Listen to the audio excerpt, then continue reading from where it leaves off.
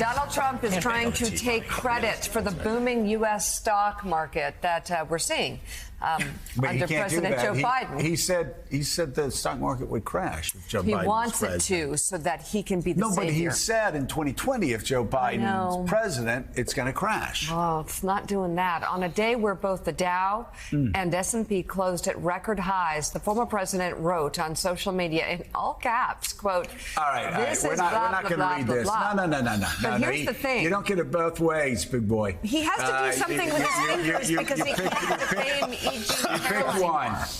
The Biden campaign responded to Trump's claims, writing in a statement to The Hill, quote, thank you, Donald, for lifting up today's strong economic news.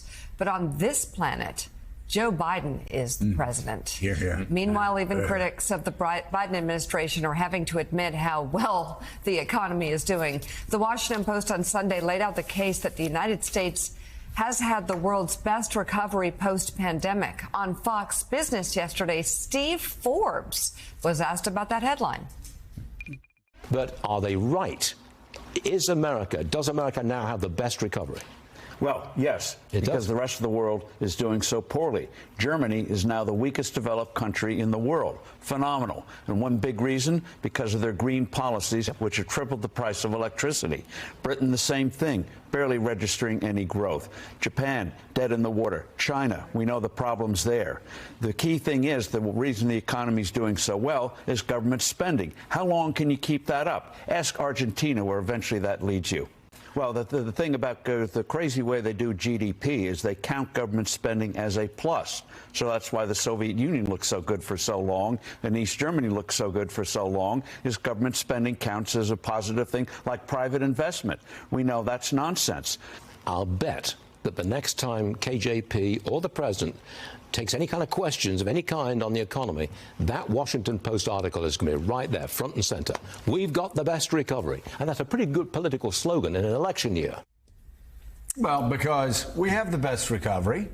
I'm not exactly, I know Steve, I love Steve, not exactly sure the middle part, what he was saying after he said, yeah, we have the best, but we have the best recovery, the best post-COVID recovery.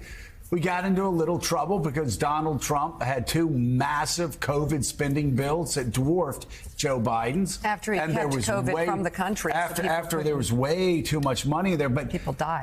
But yeah, we have the best economy in the world. And you can go, I mean, ask anybody. You can ask the most conservative writers for the Wall Street Journal. We're saying it on the editorial page. Why? Because we have the best economy in the world since Donald Trump left office. Let's bring in right now. Should I go over and talk? No, please don't. Stay right here in your chair. I'm a rambling man today. No, Steve Ratner's got it, and he's going to handle it from here on, okay? Steve Ratner. Hi, Steve. What's going on with the economy? What's going on with the economy? Well, I think Joe should just come over here and do my charts for me. No. Okay. He'd No. be much better at it than I would. Touch the screen. I want to touch Stay right the screen. Like Vanna. No. Bathing inflation. Steve, take it away. Do your Look, thing. the idea of Steve Forbes comparing us to Argentina and the Soviet Union is so utterly and completely ridiculous. We have, in fact, the best economy in the world, and we have it for a whole variety of reasons, including a lot of the policies that were put in place in the last year over Joe Biden. So let's take a look at economic growth. Many people have talked, including myself, had worried about recession as we tried to wring out inflation. That's not what we've gotten. We've gotten incredibly strong growth that has exceeded estimates in almost every quarter.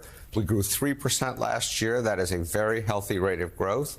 And perhaps the best news for Joe Biden is that the idea of a recession has come out of economists' forecasts for the most part. And while growth might be a bit slower this year than it was in the past, it is still strong, healthy, and consistent. So on the growth side, the economy is looking really good. Obviously, we worried an enormous amount about inflation. And inflation has well outperformed in the positive sense of coming down what I think almost any of us thought was possible. You can see that, and this is what we call core inflation. This takes out energy and food, which tend to bounce around a lot, and looks at the core of the economy. This is what the Fed likes to look at when it sets interest rates. And you can see that core inflation got up to 6%. That was unfortunate, variety of reasons. But the drop in it has been really almost faster than anything I can remember in my time doing this. And in the last 2 quarters, the core inflation rate was down to 2%. That is the Fed's target. Hey, Steve, what's caused the fast growth? You said that's one of the fastest drops you've seen. What's caused that? Well, a lot of it was the fact that the government spent money, and it's not what Steve Forbes was saying about how government spending is in the GDP and all this stuff. It's what happened was that the government leaned in, variety of programs, the infrastructure bill, the IRA for the Inflation Reduction Act, and so forth, and it created jobs and it got the economy going. We have this incredibly fast rate, for example, of production of alternative energy sources right now, solar and wind and all that. Creates jobs, and that's a lot of what's been going on here. Well, let's talk about the jobs. Talk about how the job growth just keeps going on and on. Sure. So again, the Great American Jobs Machine, as we like to call it, has been chugging along. You can see down here the 2000 to 2019 average. That's Donald Trump's average. We have exceeded that in most months. We have also exceeded, this little green stuff are the months in which we've exceeded what the economists thought was going to happen, and it's regularly outperformed. So we've had this very steady, consistent jobs growth. We're going to have another number on Friday. Looks like it'll be 175,000 new jobs again created. Unemployment rate is down below 4%. That has long been considered full employment.